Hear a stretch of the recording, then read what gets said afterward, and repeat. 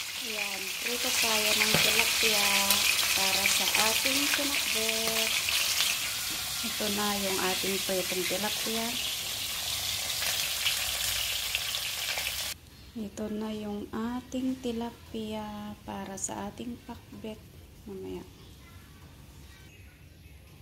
Lalagay natin ang ating ginger, onion, ating garlic, onion, yan. Halo-haloin natin. Lagay na din lahat ang ating mga gulay. Yan. Saka natin siya dagdagan ng kaunting bagoong. Ang patulo lang, kaunti lang.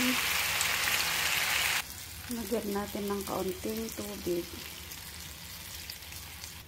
Lagyan natin ng kaunting Ajinomoto. Lagay na din natin ang ating tomato o itong napritong isda.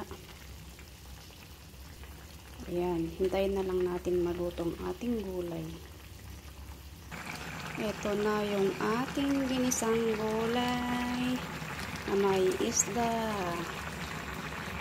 Pakbet kung tawagin. Ayan, kulang lang kalabasa. Yan, masarap na siya.